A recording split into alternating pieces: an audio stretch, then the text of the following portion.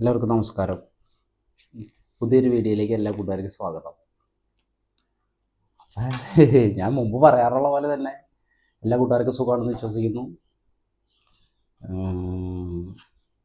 ഇന്ന് ഞാൻ ആനയെ സംബന്ധിച്ചുള്ള ഒരു വീഡിയോ അല്ല ഞാൻ ചെയ്യാൻ പോകുന്നത്, അല്ലെങ്കിൽ പറയുന്നത്. ഇന്നത്തെ വീഡിയോ എൻ്റെ ജീവിതത്തിൽ ഏറ്റവും പ്രധാനപ്പെട്ട ഒരാളെ കുറിച്ചിട്ടുള്ളൊരു വീഡിയോ ആണ് ഞാൻ പറയാൻ പോകുന്നത്. ഞാൻ കഴിഞ്ഞ പ്രാവശ്യം പറഞ്ഞിട്ടുണ്ടായിരുന്നു ഞാൻ ഒരു കാര്യം പറയാം. ഇന്ന് ഞാൻ 2 വീഡിയോയിൽ പറഞ്ഞിട്ടുണ്ടായിരുന്നു. അപ്പോൾ എൻ്റെ അടുത്ത് കുറേ ആൾക്കാർ ചോദിച്ചു, ചേട്ടാ എന്താണ് ആ കാര്യം എന്നുള്ളത്. അത് ഞാൻ പറയാം. നമ്മുടെ അമ്പാടിക്ക് നിന്ന സമയത്ത്, അമ്പാടി കാണാൻ ചെരിഞ്ഞു പോയ സമയത്ത്, പിന്നെ കൊറോണ ആയിരുന്നല്ലോ. ആ സമയത്ത് ഞാൻ ശരിക്കും പറഞ്ഞു കഴിഞ്ഞാൽ അന്ന് മാനസികമായിട്ട് ഭയങ്കരമായിട്ട് തകർന്നു. സാമ്പത്തികമായിട്ട് തകർന്നു. 10 പൈസ കയ്യിലില്ല. ഒരു 100 രൂപ പോലും എടുക്കാനില്ലാത്തൊരവസ്ഥ കയ്യിൽ. അതിക്ക് മുമ്പ് വരെ എന്ന് പറഞ്ഞു കഴിഞ്ഞാൽ കൊറോണ വന്നതിന് മുന്നേ വരെ വണ്ടികൾ കിടന്ന് ഓടുന്നു, അത്യാവശ്യം പൈസ കാര്യങ്ങൾ അത് ഇതും, പൈസയ്ക്കൊന്നും ഒരു ബുദ്ധിമുട്ടില്ലായിരുന്നു. അന്ന് ഇത് അഹങ്കരിച്ചു. തികഞ്ഞു, എല്ലാം തികഞ്ഞു. സോഷ്യൽ മീഡിയയിലൊക്കെ ഭയങ്കര സ്റ്റൈലിൽ നിൽക്കുന്ന സമയം. അന്ന് ഞാൻ ഒരുപാട് അഹങ്കരിക്കല്ല, അഹങ്കരിച്ചു എന്ന് തന്നെ പറയാം, അല്ലാതെ അതിന് അങ്ങനെ തന്നെ പറയുള്ളൂ. ഇനി ഒന്നുമില്ല, നമ്മൾ ഒരുപാട് നേടി. ഇനി എന്ത് സ്ഥലക്കച്ചവടം, മറ്റുള്ള കാര്യങ്ങൾ, റിയൽ എസ്റ്റേറ്റ്, അങ്ങനെയുള്ള പരിപാടികളൊക്കെ ഉണ്ടായിരുന്നു. ഇഷ്ടം പോലെ കാശ്. അതിൻ്റെ ഇടയിൽ എൻ്റെ അമ്മച്ചിക്ക് ഒരു ഹോസ്പിറ്റൽ കേസ് വന്നു. പിന്നെ അങ്ങനെ ഇങ്ങനെയൊക്കെ ആയിട്ട് മൊത്തത്തിലൊരു സൈഡിൽ നിന്ന് പൊട്ടി എല്ലാം കയ്യിൽ നിന്ന് പോയി. ഒന്നുമില്ല. ശരിക്കും ഞാൻ ആ ഒരു അവസ്ഥ ഞാൻ ഇപ്പോഴും ആലോചിക്കണം. നമ്മുടെ നിങ്ങൾ ചില സമയത്ത് ദൈവത്തെ കാണുമെന്നൊക്കെ പറയുന്ന കേട്ടിട്ടുണ്ടോ? അതുപോലത്തെ ഒരാൾ. ഞാൻ ഈ ആളെക്കുറിച്ച് ഫസ്റ്റ് വീഡിയോ തുടങ്ങുമ്പോൾ പറയണമെന്ന് ഞാൻ വിചാരിച്ചതാണ്. പിന്നെ എനിക്ക് തോന്നി എന്തെങ്കിലും എൻ്റെ ചാനൽ ഒന്ന് ഇത്രയൊന്നും ക്ലിക്കാവുമെന്ന് ഞാൻ വിചാരിച്ചില്ല. എന്തായാലും ഒരു 10,000 ആൾക്കാരൊക്കെ സബ്സ്ക്രൈബ് ആയി കഴിഞ്ഞതിന് ശേഷം പറയാമെന്ന് വിചാരിച്ചിട്ട് മാറ്റി വെച്ചേക്കായിരുന്നു.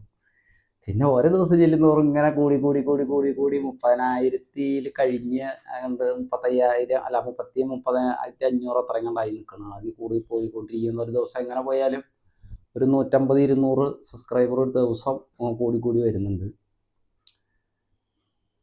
അപ്പം ഇപ്പം പറയാൻ പറ്റിയത് സമയം ഇപ്പോഴാണ് അവനെക്കുറിച്ച് പറയേണ്ടത്. അവനിലേക്ക് വരാനുള്ളത് പറയാം. പിന്നെ ഞാനിങ്ങനെ ഇനി ഞാൻ മുന്നോട്ട്, കാരണം അത്ര അധികം ഞാൻ അപമാനപ്പെട്ടു.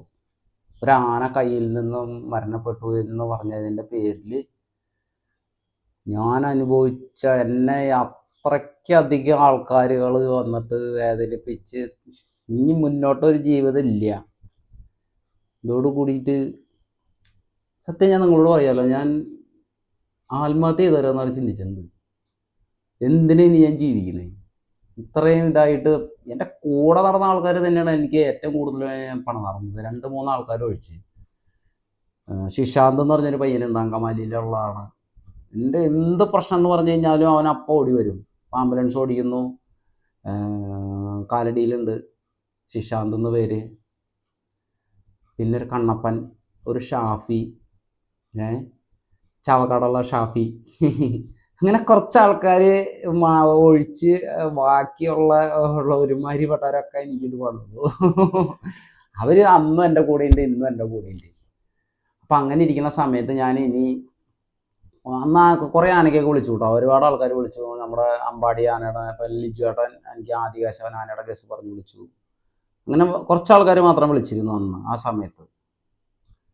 പക്ഷെ ആനയ്ക്കൊന്നും പോവാനോ അങ്ങനെയുള്ള ഒരു മാനസികാവസ്ഥയിലല്ലായിരുന്നു. അത് കഴിഞ്ഞ് ശരണയ്യപ്പൻ ആനയ്ക്ക് പോയി. അവിടെ ചെന്നപ്പോൾ നമ്മളൊരു വിഷമമായിട്ട് ആകെ തകർന്ന് തരിപ്പണമായിട്ട് പണ്ടാറടങ്ങിയിട്ടാണ് അവിടെ ചെല്ലുന്നത്.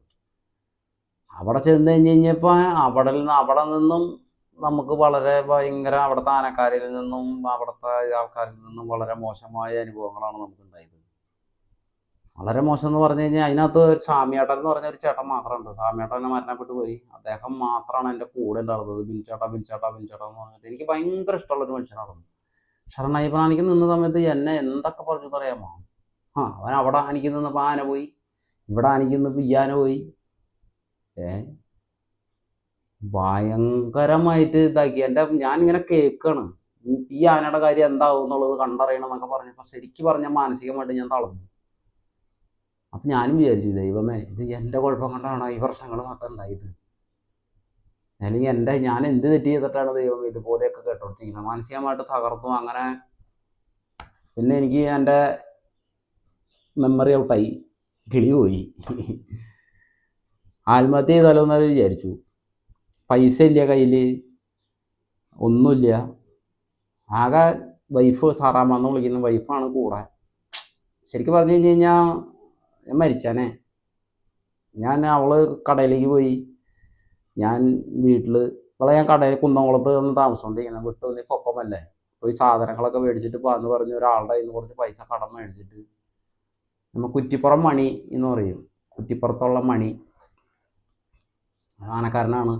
ഇപ്പം നമ്മുടെ ശ്രീകുട്ടൻ എന്ന് പറഞ്ഞ ആന കയറുന്ന ആനക്കാരൻ, കുറ്റിപ്പുറം മണി എന്ന് അറിയപ്പെടും. അവനെ വിളിച്ചിട്ട് പറഞ്ഞാൽ എൻ്റെ കയ്യിൽ പൈസ ഇല്ല, ഇങ്ങനെ ഇതിലിരിക്കുകയാണ്, എനിക്കൊരു 5000 രൂപ തരുമോ? അപ്പം അവൻ അതിനെന്താ പിന്നോ, ഞാൻ തരാമല്ലോ, ഇപ്പം എന്നെ ഇട്ടുതരാമെന്ന് പറഞ്ഞിട്ട് അവൻ അപ്പം തന്നെ പൈസ ഇട്ടു തന്നു. ഞാൻ അവളുടെ കയ്യിൽ കൊടുത്തു. എന്നിട്ട് പറഞ്ഞു, നീ ഇപ്പോൾ ഒരു പണിയേ, പോയി കുറച്ച് സാധനങ്ങൾ അതൊക്കെ മേടിച്ചിട്ട് പോയി. ഞങ്ങൾ രണ്ടാളും സത്യം പറഞ്ഞ ബ്രെഡ് മാത്രം, കൊറോണയാണ്, കടകളൊന്നുമില്ല, ഒരു ഇതുമില്ല, ബ്രെഡ് മാത്രം, ബ്രെഡ് കട്ടൻ ചായയിൽ മുക്കിയിട്ട് ബ്രെഡ് മാത്രം കഴിച്ച് 2 ദിവസമൊക്കെ ഇരുന്നിട്ടുണ്ട് ഞാനും അവളും.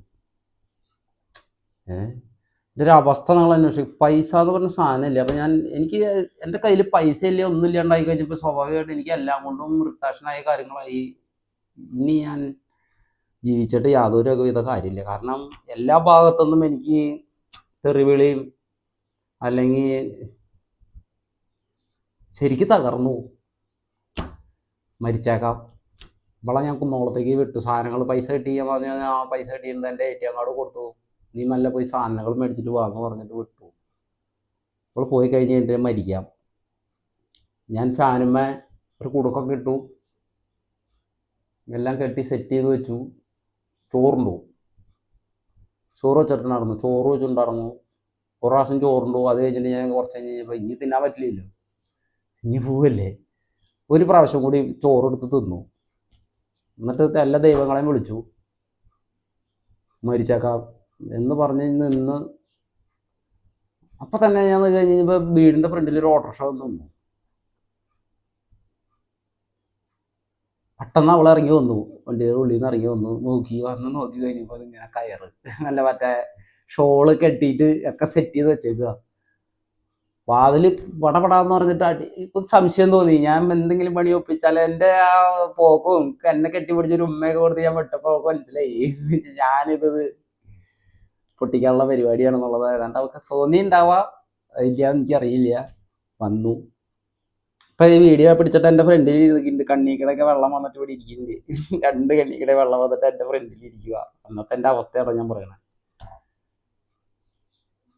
എന്നിട്ട് ഇവള് വാതിൽ തുറന്നപ്പോഴത്തേക്ക് എനിക്ക് ഈ സാധനം അഴിക്കാൻ പറ്റിയില്ല. എന്നിട്ട് ഞാൻ ഒരു പ്രകാരത്തിന് വേഗം അഴിച്ച് ഇങ്ങനെ ഇട്ട് താഴെ ഇട്ടിട്ട് ഇത് അടിയിലേക്ക്, കട്ടിൻ്റെ അടിയിലേക്ക് ഇട്ട് ഞാൻ വാതിൽ തുറന്ന് പോളായിട്ട് തുറന്നു.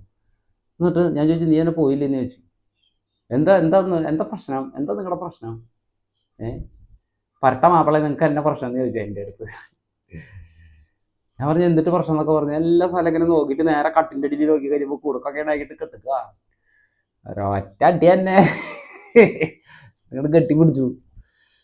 നിങ്ങളുടെ കൂടെ ഞാനില്ലേ, എന്ത് പ്രശ്നം വന്നാലും നിങ്ങളുടെ കൂടെ ഞാൻ ഇല്ലേ എന്ന് പറഞ്ഞു. ഞാൻ അവളെ കെട്ടിപ്പിടിച്ച് കുറേ കരഞ്ഞു. അന്ന് എന്ത് പ്രശ്നം വന്നാലും കരയാത്ത ഞാനാ. അമ്പാടി കരഞ്ഞപ്പോഴും പിന്നെ അന്നത്തെ ദിവസമാണ് ഞാൻ കരഞ്ഞേക്കണേ, അല്ലാതെ ഞാൻ കരയില്ല. ഇനി അവിടെ നിന്ന് ഇനി ഒട്ടും കരയില്ലേ. എൻ്റെ അടുത്ത് ഞാനില്ലേ നിങ്ങളുടെ കൂടെ, എന്ത് പ്രശ്നം വന്നാലും നമുക്ക് ഒരുമിച്ച് നമുക്ക് ഫേസ് ചെയ്യാം. ജീവിതത്തിൽ പല പ്രശ്നങ്ങളുണ്ടാവും എന്ന് വെച്ചിട്ട് ഞങ്ങളിങ്ങനെ പിന്നെ എന്നെ ഒരു സ്ഥലത്തേക്ക് ഒറ്റയ്ക്ക് വിടില്ല.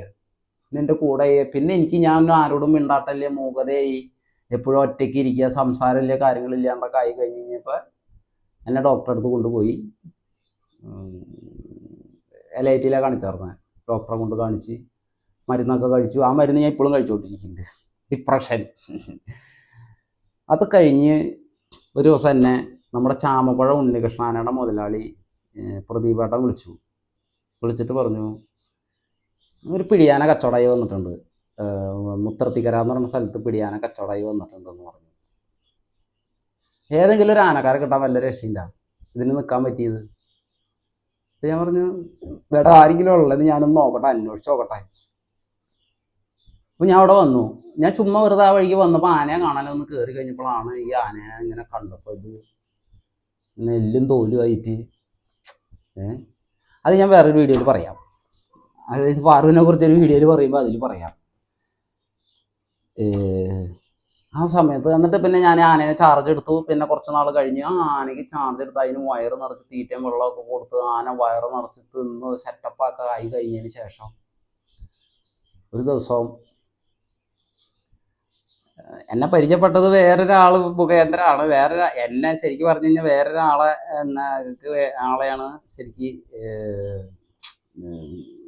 വേറൊരാളെ കിട്ടാൻ വേണ്ടിയിട്ടാണ് എൻ്റെ ഫോണിലേക്ക് വിളിക്കുന്നത്. അത് എൻ്റെ ഫോണിലേക്ക് വിളിക്കണമെങ്കിൽ മുന്നായിട്ട് എൻ്റെ നമ്പർ കിട്ടാനായിട്ട് പുള്ളി ഗൂഗിളിൽ വരെ മറ്റേ ഈ പൈസ ഒരാളുടെ നമ്പർ, ഇപ്പോൾ ഏതെങ്കിലും സെലിബ്രിറ്റി അങ്ങനെയുള്ള ആൾക്കാരുടെ നമ്പർ ഈ മറ്റേ ഇതിലുണ്ടാവുമല്ലോ, സൈറ്റിലുണ്ടാവുമല്ലോ, പൈസ കൊടുത്തു കഴിഞ്ഞ് കഴിഞ്ഞാൽ നമ്പർ കിട്ടാൻ, അങ്ങനത്തെ എന്തൊക്കെ സിസ്റ്റം ഉണ്ടല്ലോ, അതിലൊക്കെ പൈസ കൊടുത്തിട്ടുണ്ട് എൻ്റെ നമ്പർ കിട്ടാൻ വേണ്ടിയിട്ട്. കുറേ കാലമായിട്ട് പുള്ളി നമ്മുടെ പിന്നാലെ ഉണ്ടായിരുന്നു. അങ്ങനെ നമ്പർ എടുത്ത് വിളിച്ചു, സംസാരിച്ചു. അങ്ങനെ സംസാരിച്ച് നോർമലായിട്ടൊക്കെ ഇങ്ങനെ സംസാരിച്ചു. ആദ്യത്തെ ദിവസം സംസാരിച്ചു. അത് കഴിഞ്ഞിട്ട് പിന്നെ ഇതായി. അത് കഴിഞ്ഞ് പിന്നെ പിറ്റേ ദിവസം വിളിച്ചു, സംസാരിച്ചു, ഒരിതായി. അത് കഴിഞ്ഞ് മൂന്നാമത്തെ ദിവസം ആ സമയം വിളിക്കുന്നു. പുള്ളി വിളിക്കുന്നത് ഓസ്ട്രേലിയയിൽ നിന്നാണ്. അതായത് ഇവിടുത്തെ സമയം ഒരു 11:30 സമയം എന്നൊക്കെ പറയുമ്പോൾ അവിടെ ഏകദേശം ഒരു 4 മണി 4:30 സമയമൊക്കെ ആകുമ്പോഴാണ് എന്നെ വിളിക്കുന്നത്. ഞങ്ങൾ സംസാരിക്കും. ഞാൻ അങ്ങനെ അവനോട് ഇങ്ങനെ സംസാരിക്കും. അപ്പോൾ ഈ ആനക്കുട്ടി ആനയമ്മ നിൽക്കണുണ്ട് കേട്ടോ. അപ്പോൾ സത്യം പറഞ്ഞാൽ കയ്യിൽ 10 പൈസ ഇല്ല. വെച്ച് കഴിഞ്ഞാൽ പെട്രോൾ അടിക്കാനുള്ള പൈസ പോലും ഇല്ല. അങ്ങനെ ഇരിക്കുന്ന സമയം ഒരു ദിവസം എൻ്റെ അക്കൗണ്ടിലേക്ക് കുറച്ച് പൈസ വന്നു. എന്നോട് അക്കൗണ്ട് നമ്പർ ചോദിച്ചിട്ടുണ്ടായിരുന്നു. അക്കൗണ്ട് നമ്പർ ചോദിച്ചു. ചേട്ടൻ്റെ അക്കൗണ്ട് നമ്പർ ഒന്ന് അയക്കി. അപ്പം ഞാൻ പറഞ്ഞു, എന്ത് അല്ല, ചുമ്മാ അയച്ചിട് ചേട്ടൻ, ചുമ്മാ അയച്ചിട്, ആനയ്ക്ക് എന്തെങ്കിലും തിന്നാൻ വാങ്ങി കൊടുത്തോളൂ. ഞാൻ ഇച്ചിരി പൈസ ആനയ്ക്ക് തിന്നാനായിട്ട് സാധനങ്ങൾ മേടിക്കാനായിട്ട് കുറച്ച് പൈസ ഇടാമെന്ന് പറഞ്ഞു. അപ്പം ഞാൻ വേണ്ട, കുഴപ്പമില്ല എന്ന് പറഞ്ഞു. അല്ല ആനയ്ക്കല്ലേ ചേട്ടാ, അതിനിപ്പോൾ എന്താന്ന് പറഞ്ഞു. ആനയ്ക്കാന്ന് പറഞ്ഞു. പുള്ളി കുറച്ച് പൈസ ഇട്ടാന്ന് ഞാൻ ആനയ്ക്ക് കുറേ സാധനങ്ങളൊക്കെ വാങ്ങി, അരിയും സാധനങ്ങളൊക്കെ ഇതൊക്കെ വാങ്ങി. അത് കഴിഞ്ഞ് പിന്നെ ഒരാഴ്ച കഴിഞ്ഞപ്പോൾ എൻ്റെ അക്കൗണ്ടിലേക്ക് കുറച്ച് പൈസ വന്നു. പൈസ വന്നപ്പോൾ ഞാൻ ഇങ്ങനെ ആലോചിക്കുകയാണ്, അത് എവിടെ നിന്നാ പൈസ വന്നേന്ന് അറിയില്ല. എന്നാൽ സാധാരണ എനിക്ക് വേറെ ആരും പൈസ ഇടാനില്ല, ആരിട്ട് തരാനല്ല. നമുക്കൊക്കെ 10 പൈസയ്ക്ക് ഗതിയിലെത്തിക്കുന്ന സമയമല്ലേ. അക്കൗണ്ടിൽ പൈസ വന്നിട്ട് ഇപ്പോൾ എനിക്ക് ഇതായില്ല. അപ്പം അവൻ്റെ കമ്പനി അക്കൗണ്ടിൽ നിന്ന് എനിക്ക് പൈസ അയച്ചേ. എന്നിട്ട് എന്നാൽ ഞാനാ ചേട്ടാ ഈ പൈസ അയച്ചതെന്ന് പറയണ്ടേ, അറിയില്ല. അങ്ങനെ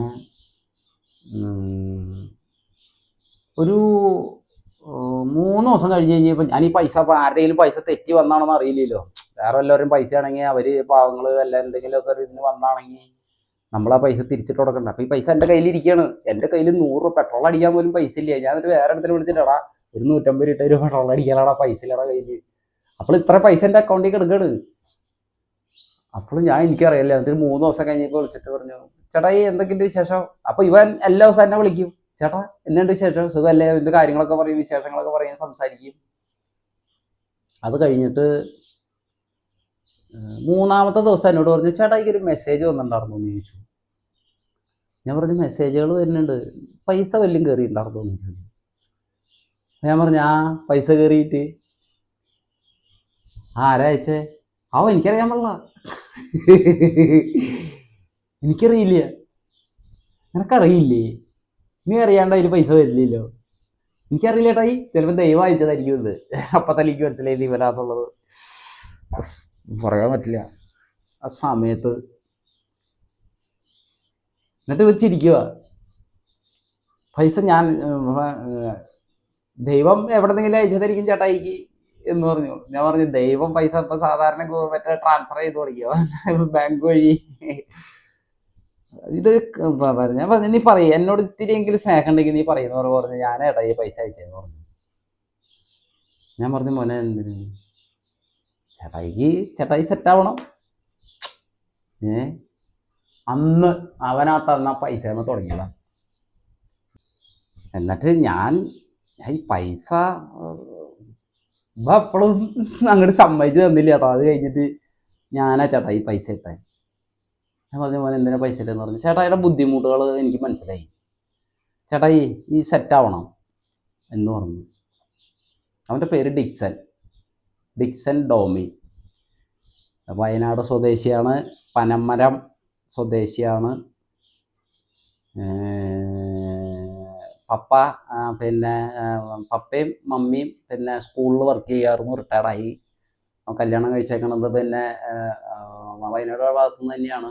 വൈഫിൻ്റെ പേര് സാഞ്ജലി. 2 മക്കൾ ഓസ്ട്രേലിയയിൽ സെറ്റിലായിട്ടിരിക്കുന്നു. അവിടെ സാഞ്ജലിക്ക് അവിടെ ജോലിയുണ്ട്, അവിടെ നേഴ്സാണ്. ഇവനവിടെ പ്രൊജക്ട് എഞ്ചിനീയറാണ്. നമ്മുടെ ഇപ്പം ശരിക്കും പറഞ്ഞു കഴിഞ്ഞാൽ എൻ്റെ സ്വന്തം കൂടപ്പുറപ്പ് അത്രയും സ്നേഹം എനിക്ക് അവരോടില്ലെങ്കിലും ഡിക്സനോട് എനിക്ക് ശരിക്കും പറഞ്ഞു കഴിഞ്ഞാൽ അവൻ അന്ന് ആ ഒരു, പക്ഷെ അത് പൈസ തന്നതിൻ്റെ അല്ല കേട്ടോ, പൈസ ഇട്ട് തന്നതിൻ്റെ മാത്രമല്ല ആത്മവിശ്വാസം. ഞാനുണ്ട് ചേട്ടായിയുടെ കൂടെ. ചേട്ടായി എന്ന് വിളിക്കുന്നത് സ്വന്തം കൂടപ്പുറപ്പിനെ പോലെ എന്നെ കാണുന്നത്, സ്വന്തം കൂടപ്പുറപ്പിനെ. ഞാനും അങ്ങനെ തന്നെയാണ് കേട്ടോ. എന്നിട്ട് ഞങ്ങളിങ്ങനെ ഫോണിൽ കൂടെയൊക്കെ സംസാരിക്കും. ഇടയ്ക്ക് ഇതേപോലെ തന്നെ ആള് അവിടെ ഇങ്ങനെ ഇരിക്കുമ്പോൾ മാസത്തിൽ ഒരു പൈസ എൻ്റെ അക്കൗണ്ടിലേക്ക് ഇട്ട് തരും. അത് കുറച്ച് കാലം അങ്ങനെ തന്നെയായിരുന്നു. ഏതാണ്ട് ഒരു 3-4 മാസം കുറേശ്ശെ പൈസ എൻ്റെ പുള്ളിക്ക് ശമ്പളം കിട്ടിയ സമയത്ത് കുറച്ച് പൈസ എൻ്റെ അക്കൗണ്ടിലേക്ക് ഇട്ട് തരും. അങ്ങനെ എന്നെ വളർത്തിയെടുത്തു. അവിടെ നിന്ന് അതിന് ശേഷം ഇങ്ങോട്ട് വീണ്ടും ഞാൻ പഴയ പോലെ ഉഷാറായി, പഴയ കാര്യങ്ങളായി. പിന്നെ മറ്റുള്ള വണ്ടികളായി, കാര്യങ്ങളായി, വീടായി, കാര്യങ്ങളായി, എല്ലാം.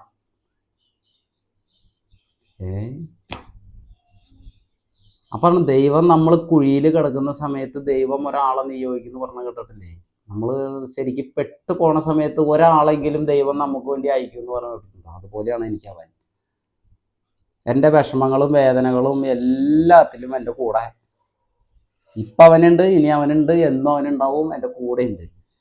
ഞാൻ ഇത് പറയാതിരുന്നാൽ, ഇതിപ്പോൾ ശരിക്കും പറഞ്ഞു കഴിയുമ്പോൾ അവൻ ആദ്യം പറയാൻ പോണത് എന്തിനാ ചേട്ടായി ഇതൊക്കെ പുറത്തെ ആൾക്കാരോട് പറഞ്ഞേ, അത് എന്തിനാ പറഞ്ഞേന്ന് അവൻ ചോദിക്കുള്ളൂ. പക്ഷേ എനിക്കിത് പറയാണ്ടിരിക്കാൻ പറ്റില്ല. കാരണം അവൻ എൻ്റെ ജീവിതത്തിലേക്ക് വന്നില്ലെങ്കിൽ ചിലപ്പോൾ ഞാൻ ഈ ഭൂമിയിൽ തന്നെ ഉണ്ടായിന്ന് വരില്ലേ.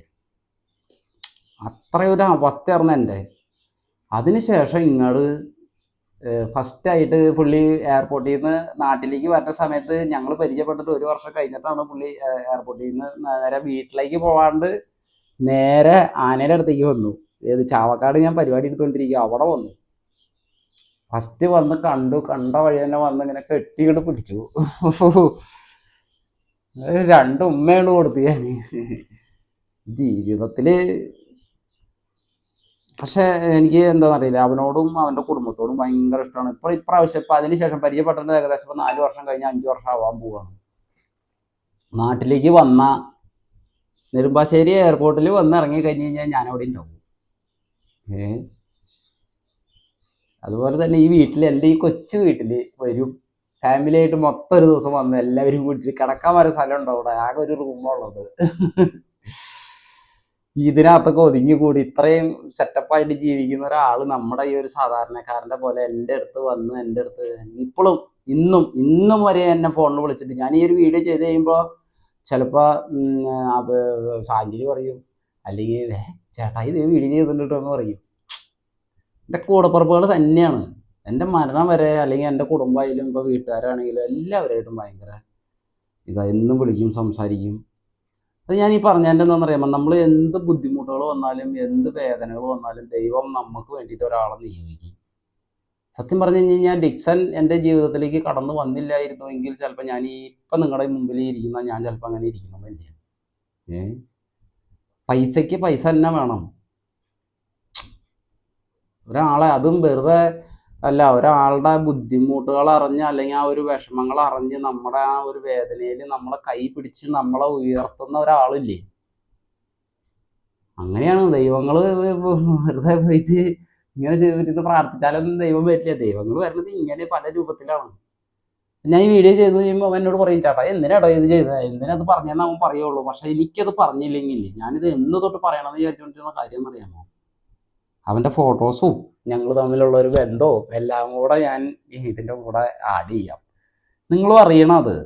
അതുപോലെ തന്നെ നിങ്ങൾ ആരെങ്കിലുമൊക്കെ ഇപ്പം എൻ്റെ പോലെ അവസ്ഥകളിൽ കടന്നു വന്നിട്ടുള്ള ആൾക്കാരുകളൊക്കെ അങ്ങനെയൊക്കെ അറിഞ്ഞാൽ ജെനുവിനാണെന്ന് തോന്നിയാൽ ആർക്കെങ്കിലുമൊക്കെ ഇതേപോലെ തന്നെ എനിക്കുണ്ടായ അനുഭവങ്ങൾ ഉണ്ടായിട്ടുള്ള ആൾക്കാരുകൾ ഉണ്ടാവുമല്ലോ.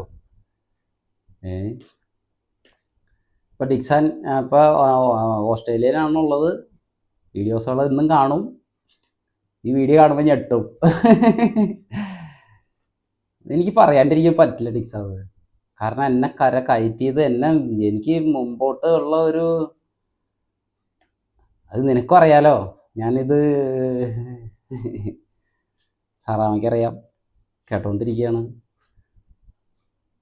അന്ന് എനിക്കൊരു ഇതും പറയാൻ പറ്റിയില്ല. ഇന്ന് അത് വെച്ച് കഴിഞ്ഞാൽ അങ്ങനെ ഒരു ഇതല്ല, ഒരു ചേട്ടായി എന്നെ എന്നും ചേട്ടായി എന്ന് വിളിക്കും. എല്ലാ ദിവസവും ഓരോ കാര്യങ്ങളും അപ്പം അപ്ഡേറ്റ് ആണ്. എന്നെ എന്നും വിളിക്കും. എന്നെന്ന് പറഞ്ഞാൽ ഒട്ടുമിക്ക സമയങ്ങളിലും വിളിക്കും. തിരക്കില്ലാത്ത സമയങ്ങളാണെങ്കിൽ എന്നെ വിളിക്കും. ചേട്ടായി സുഖമാണോ, എന്തൊക്കെയുണ്ട് വിശേഷം, ഇതൊക്കെയാണോ. അത് ഇന്നും അത് തുടർന്ന് പോയിക്കൊണ്ടിരിക്കുന്നു. പിന്നെ ഇപ്പോൾ ഒരു കുഞ്ഞാവ ഉണ്ടായിട്ടുണ്ട്. ഇപ്പോൾ ഒരു മാസം 1.5 മാസം ആവണുള്ളൂ, 2 മാസം, 1.5 മാസം കഴിഞ്ഞ് 2 മാസം ആവണുള്ളൂ. അവരുടെ ഫാമിലിയിൽ എന്തുണ്ടെങ്കിലും ഞാനും ഒരു അംഗമാണ് ആ കുടുംബത്തിൽ. അത് പപ്പയാണെങ്കിലും മമ്മിയാണെങ്കിലും, മമ്മി പപ്പയൊക്കെ വീഡിയോ കാണുന്നുണ്ട്, എല്ലാവരും സബ്സ്ക്രൈബ് ചെയ്തിട്ടുണ്ട്. സാഞ്ചലി കാണുന്നുണ്ട്, ഡിക്സൺ പിന്നെ ഡിക്സൻ്റെ സാഞ്ചലിയുടെ പപ്പ മമ്മി ഇപ്പം അവരവിടെ ഓസ്ട്രേലിയയിലുണ്ട്. മോനുണ്ടായിക്കല്ലേ, മൂത്ത ഒരു മോനുണ്ട് നിച്ചു. നിച്ചു മിടുക്കാൻ. അതുപോലെ തന്നെ ഇപ്പം രണ്ടാമതൊരു ഉണ്ണി ഉണ്ടായിട്ടുണ്ട്. എന്തായാലും ഇപ്പം എൻ്റെ ഈ വീഡിയോ കാണുന്ന ഒരുപാട് ആൾക്കാർ എന്തായാലും നിങ്ങൾക്ക് കൂടി വേണ്ടി പ്രാർത്ഥിക്കും. ഇത് ഞാൻ പറഞ്ഞില്ലെങ്കിൽ എനിക്ക് ഞാൻ കുറേ നാളായിട്ട് ഇതിങ്ങനെ എന്നെ അറിയണ എൻ്റെ കൂട്ടുകാരോടൊക്കെ ഞാൻ പറഞ്ഞിട്ടുണ്ട്, എനിക്കിങ്ങനെ ഒരു അനിയനുണ്ട്, എൻ്റെ അനിയനാണ്, എൻ്റെ കൂടപ്പിറപ്പിനേക്കാളും കാര്യമാണ് എനിക്ക് എന്തെങ്കിലും ഒരു ഇതാവുന്നതെന്ന് പറഞ്ഞു കഴിഞ്ഞാൽ ഏറ്റവും കൂടുതൽ വേദനിക്കുന്നത് അവനായിരിക്കും. ശരിക്കും പറഞ്ഞു കഴിഞ്ഞാൽ ഒരു മനുഷ്യസ്നേഹി. അതാ അവൻ്റെ കുടുംബത്തിൽ മൊത്തം എല്ലാവരും അങ്ങനെ തന്നെയാണ്. അതാണ് രസകാര്യം. ഒരാൾക്ക് ഒരു നന്മയുണ്ടെങ്കിലും വീട്ടിലുള്ളവർക്ക് എല്ലാവർക്കും അത് ഉണ്ടാവണമെന്നില്ല. പക്ഷെ എല്ലാവരും, പപ്പയിലും മമ്മിയിലും എല്ലാവരും ഒരിക്കലും മറക്കാൻ പറ്റില്ല. ഒരിക്കലും മറക്കാൻ പറ്റില്ല. നീ എൻ്റെ കൂടെ ഉള്ളത് കൊണ്ടാണ് ഇപ്പം ഈ നിങ്ങളുടെ ഈ വീഡിയോയുടെ മുമ്പിൽ തന്നെ വന്നിരിക്കാനുള്ള ഏറ്റവും വലിയ പ്രചോദനം. എൻ്റെ ജീവിതത്തിലേക്ക് എന്നെ തിരിച്ചു കൊണ്ടുവന്നതിൽ ഏറ്റവും കൂടുതൽ പങ്കുവഹിച്ചിട്ടുള്ള രണ്ട് വ്യക്തികളാണ്. ഒന്ന് ഡിക്സനും, ഒന്ന് സാറാമ്മയും. പിന്നെ വേറെ കുറേ കൂട്ടുകാരുണ്ട് കേട്ടോ. ഇവരെ ഖത്തറിലുള്ള രാഹുലുണ്ട്, ഒറ്റപ്പാലം സ്വദേശിയാണ്. പിന്നെ ചാലിശ്ശേരിയിലുള്ള ഒരു രജിവേട്ടൻ ഉണ്ടായിരുന്നു, മരണപ്പെട്ടു പോയി. പിന്നെ നീഴിലുള്ള ഒരു ജോസേട്ടൻ ഉണ്ടായിരുന്നു, അദ്ദേഹം ഉണ്ട്, അമേരിക്കയിലാണ്. പിന്നെ കുറേ ആൾക്കാരുകളുണ്ട്. ഇവരെയൊക്കെ ഒന്നും ഒരിക്കലും നമുക്ക് മറക്കാൻ പറ്റില്ല. കാരണം ജീവിതത്തിൻ്റെ ഏതെങ്കിലുമൊക്കെ ഒരു ഘട്ടങ്ങളിലൊക്കെ നമ്മളെ ഞാനുണ്ട് കൂടെ, ഓക്കെ ആണോ, എന്തായാലും എന്നും എൻ്റെ പ്രാർത്ഥനയിലുള്ളതാണ്. അപ്പം ഇന്നത് പറഞ്ഞില്ലെങ്കിൽ എനിക്ക് ഒരു ഇതുണ്ടായില്ല. ഞാൻ കുറേ നാളായി ഞാനിത് പറയണം എന്ന് വെച്ചപ്പോൾ ആൾക്കാരിങ്ങനെ കൂടി വന്നു കഴിയുമ്പോൾ പറയലെന്ന് വിചാരിച്ചു. നമ്മുടെയൊക്കെ ജീവിതത്തിൽ ഇതുപോലെ തന്നെ ഓരോ ആൾക്കാരും ദൈവം നമ്മുടെ ആ ഒരു മോശം സമയത്ത് നമുക്ക് രക്ഷകരായിട്ട് ആരെങ്കിലും ഒരാളെ, നമ്മൾ ചെയ്യുന്ന കാര്യങ്ങളിൽ സത്യസന്ധത ഉണ്ടെന്നുണ്ടെങ്കിൽ ദൈവം ആരെങ്കിലും ഒരാളെ നമുക്ക് വേണ്ടി നിയോഗിക്കും. എൻ്റെ അനുഭവമാണത്. ഇപ്പം എൻ്റെ ഈ വീഡിയോ കണ്ടുകൊണ്ടിരിക്കുന്ന ഒരുപാട് ആൾക്കാർ പല വേദനകളിലും വിഷമങ്ങളിലും ബുദ്ധിമുട്ടുകളിലും ഒക്കെ കടന്നു പോയിക്കൊണ്ടിരിക്കുകയായിരിക്കും. പക്ഷെ ദൈവം ഏതെങ്കിലും ഒരു മാർഗത്തിൽ നിങ്ങൾക്കും ഇതുപോലെ നിങ്ങളെ കൈപിടിച്ച് ഉയർത്താൻ ആരെങ്കിലും ഒരാൾ ഉണ്ടാവും. എന്തായാലും ഇനിയിപ്പോൾ ഈ വീഡിയോ പോസ്റ്റ് ചെയ്ത് കഴിയുമ്പോൾ അവൻ പറയും, ചേട്ടാ ഇത് പോസ്റ്റ് ചെയ്ത് എന്തിനാ എന്ന് ചോദിക്കും. പക്ഷേ അത് പറഞ്ഞില്ലെങ്കിൽ പിന്നെ ഞാൻ മനുഷ്യനായിട്ട് ജീവിച്ചിട്ട് എന്താ കാര്യം. വന്ന വഴി ഒരിക്കലും മറക്കില്ല. എന്തായാലും ഡിക്സ, നീ എന്നും എൻ്റെ അനിയൻ തന്നെയാണ് കേട്ടോ. എനിക്ക് ഒരു മാറ്റമില്ല അതിൽ. അതിൽ ഒരുപാട് സന്തോഷം. ദൈവം അനുഗ്രഹിക്കും. മാതാവിൻ്റെ പ്രാർത്ഥന എന്നും നിങ്ങളുടെ കൂടെ ഉണ്ടാവും. ഞാൻ പ്രാർത്ഥിക്കുന്നുണ്ട്, എൻ്റെ കുടുംബവും. എന്തായാലും നിൻ്റെ അടുത്ത് നിന്ന് എങ്ങനെയാണ് അപ്പോൾ ശരിയെന്നാ, ഇനി കൂടുതലൊന്നും സംസാരിച്ച് കഴിഞ്ഞാൽ ഇനി കുറച്ച് നേരം കൂടി ഇരുന്നാൽ ചിലപ്പോൾ ഞാൻ വശക്കേടായി പോകും കേട്ടോ. എല്ലാവർക്കും നല്ലത് മാത്രം വരട്ടെ. പിന്നെ ഞാൻ പറഞ്ഞിട്ടുണ്ട് കേട്ടോ, എന്നെ ഏത് കൂട്ടുകാർക്കാണെങ്കിലും ആർക്കാണെങ്കിലും എപ്പോൾ വേണമെങ്കിലും വിളിക്കാം, സംസാരിക്കാം. എനിക്കങ്ങനെ ഞാൻ വലിയൊരാളാ അല്ലെങ്കിൽ അത്ര വലിയ ഒരു ഇതൊന്നും ആയിട്ട് എനിക്ക് ഇതുവരെ തോന്നിയിട്ടില്ല. എനിക്ക് എൻ്റെ വിഷമങ്ങളും വേദനകളും എനിക്ക് അന്ന് ഡിക്സൺ ഒരു കൈ എനിക്ക് തന്ന പോലെ തന്നെ പല ആൾക്കാർക്കും, അതായത് ഈ തന്ന ഒരു കൈക്ക് പകരം ഇപ്പം ഞാനൊരു 100 കൈ ഓരോരുത്തരുടെ നേരെ നീട്ടിയിട്ടുണ്ട് എന്നെക്കൊണ്ട് പറ്റുന്ന രീതിയിലെല്ലാം. അത് ഈ വലത് കൈ ചെയ്യുന്നത് ഇടത് കൈ അറിയരുതെന്ന് പറഞ്ഞ പോലെ എന്നെക്കൊണ്ട് പറ്റുന്ന രീതിയിലുള്ള കാര്യങ്ങളെല്ലാം എനിക്ക് ചെയ്യാൻ പറ്റുന്ന കാര്യങ്ങളൊക്കെ ഞാൻ എല്ലാവരിലേക്കും ചെയ്യുന്നുണ്ട്. കാരണം എനിക്ക് അങ്ങനെ ഒരു കൈ ദൈവത്തിൻ്റെ കൃപ കൊണ്ട് ഒരാളുടെ അടുത്ത് നിന്ന് ഉണ്ടായത്, ഞാനിപ്പോൾ ആ കൈ ഒന്നിന് പകരം 100 സ്ഥലത്തേക്ക് ഞാൻ എൻ്റെ കൈ കൊടുത്തിട്ടുണ്ട്. ഇനി തുടർന്ന് എന്നെ കൊണ്ട് പറ്റുന്ന രീതിയിലുള്ള കാര്യങ്ങളൊക്കെ ഞാൻ ചെയ്യുന്നുണ്ട്. പിന്നെ അറിയാലോ, നമുക്ക് അത്യാവശ്യം ഇപ്പം ജീവിക്കാനുള്ള വലിയ കുഴപ്പമില്ലാത്തൊരു ചുറ്റുപാടും കാര്യങ്ങളൊക്കെ ആയി വന്നിട്ടുണ്ട്. പിന്നെ ഇപ്പം നന്നപ്പനുണ്ട്, ഇനി പരിപാടികളൊക്കെ തുടങ്ങാൻ പോവുകയാണ്. ഈ വീഡിയോസുകളൊക്കെ ചിലപ്പോൾ ഇങ്ങനത്തെ ലോങ് വീഡിയോകളൊക്കെ കുറച്ച് കഴിഞ്ഞിട്ടൊക്കെ ചിലപ്പോൾ ചെയ്യാൻ പറ്റുള്ളൂ. കാരണം ഇനി പരിപാടികളാണ്, കാര്യങ്ങളൊക്കെ ഉണ്ട്. അപ്പോൾ ബാക്കിയുള്ള വിശേഷങ്ങളൊക്കെ നന്തപ്പൻ്റെ വിശേഷങ്ങളും, പിന്നെ ഇനി കയറാനയുടെ ഒരു വീഡിയോ ചെയ്യാനുണ്ട്, പിന്നെ പാറക്കുട്ടിയുടെ വീഡിയോ, അതെല്ലാം പുറകെ നമുക്ക് ചെയ്യാം കേട്ടോ. എല്ലാവർക്കും നന്ദി, നമസ്കാരം.